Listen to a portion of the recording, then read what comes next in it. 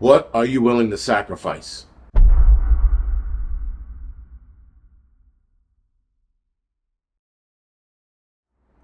Guys, things are getting inherently bad.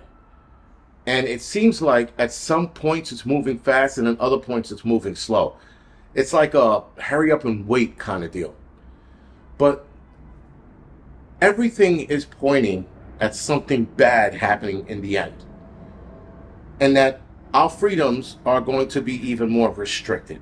And we're losing a lot of our freedoms a little bit at a time and somewhat getting used to those restrictions or the new way of life, if you will, especially after the whole COVID, things changed forever. After 9/11, things changed forever, right? And so we're waking up to this new world almost every day, and they implement new things a little bit at a time. For example, speeding tickets. Now, if you get a speeding ticket in any 50 states, you are held accountable in your state by them suspending your license if you don't pay that speeding ticket or go to court for that speeding ticket in another state. Example, I drive like an asshole everywhere I go. I got a speeding ticket in Tennessee, Mississippi. I called up and asked them, whether or not it's going to affect my driver's license here in New York. And she said, yes, there was a new law passed a year or two prior to me getting that ticket.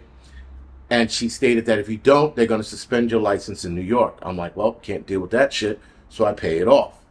My point is, that's them connecting us and keeping us in one system so that no matter where you go, what trouble you get into, right, when it comes to trafficking, and that is, your consequences are getting your license suspended. Now, you can get parking tickets in other cities and other states. That's not going to affect you for now.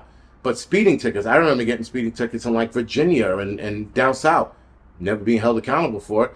And when I mean held accountable, I mean they never came up here and were like, oh, listen, he was speeding, let's suspend his license. But now, if I get something like that in another state, they can suspend your license. That's part of the whole, getting us on board with the digital ID. It's little things at a time, and it builds up, and before you know it, all our freedoms are gone. They keep implementing new taxes, and the taxes they currently have, raising that up. What are we willing to sacrifice to stop this nonsense? I just learned about property tax, personal property tax. You buy a car, outright buy a car. It's yours. You bought it. But certain states, they make you pay a tax on something you own. That's bizarre to me. I know they have something like that in Connecticut, and I think Virginia or West Virginia, I don't know which state, Virginia has this as well. So if you have a car outright yours, you still got to pay taxes on something you own. That's bizarre to me. That means that every time you purchase a car, you have to pay the taxes on that. Boom. Then you have to pay an additional tax every year. But because we don't say anything, we sit idly by. These assholes keep raising the taxes on us so that all our tax money that they gather up in these states goes into another fund that winds up making its way overseas to either Israel or India. Right? Because India apparently gets a lot of our tax money as well. Because they're becoming the new technological country in building electronics or something like that. So a lot of companies are going over there, and now they're like subsidizing whatever they need in that country to support those businesses that are moving over there. And then with Israel, a lot of our funding is going to the defense fund over there, and interestingly enough, supporting the lazy bags of shit that live out in the West Bank that do nothing but have kids, and we're supporting their welfare lifestyle out there. This shit's all on the internet. You can find it out for yourself. This is infuriating that our US dollars are going over there. All right.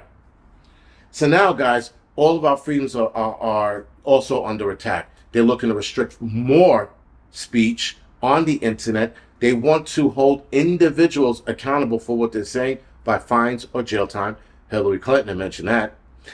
Donald Trump had mentioned if you speak lies about him, that should be illegal.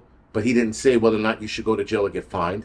And then Kash Patel and Bondi, right? Pam Bondi stated something similar about people should be held accountable, and the social media companies should be held accountable for things that are said online. Again, guys, that's more restriction on our speech. Then, of course, the Second Amendment, that's always under attack. The Right to bear arms is always under attack. Your privacy always under attack. When are we going to get our shit together and fight back? Now, right now, maybe we don't have to choose violence, but we can definitely make their lives a living hell. The people who run this country should be scared of us, not the other way around. There should be no mayor, no governor, no congressman, no president, no vice president saying that what we do for them is the betterment of the people. You work for us. They work for us, believe it or not. We pay their salary or their paychecks, if you will. They work for us. That was their pledge when they took that office, to protect and work for the American people. But they're not doing that. They seem to think every action is in betterment of the American people when it's not. And yet we sit by and we complain and we do nothing. Now, we had groups like Oath Keepers and, what is it, 1%ers or 3%ers or whatever it was. We need more groups that be a little more aggressive. Because, again, the amount of taxes that they keep throwing at us and the fact that they keep raising taxes. Here in New York City, they're talking about raising the train fare again. They're talking about raising the tolls on the bridges again. They didn't even mention congestion pricing, though. That was just implemented, last year? And I can guarantee you in another year they're going to raise that up. They keep raising prices, guys, and we do nothing but go, oh, well. We have to, at some point, guys, sacrifice something to keep this country the way it should be. We're losing a lot of this country to the Chinese, Israel, and if I'm not mistaken, Muslims, whatever country that they're representing at the time.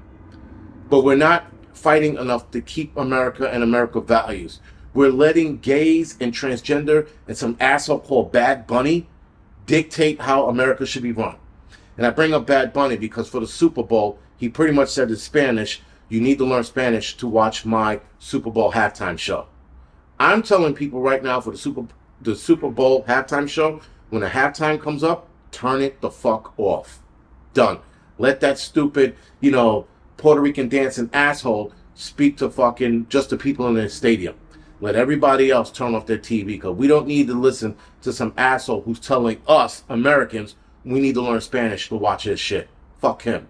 Again, guys, losing this country. We got to sacrifice something. Now, I'm not saying go out and Timothy McVeigh the country, but I'm saying that we have to do something to make sure that these people who work for us are scared of us and actually listen to us.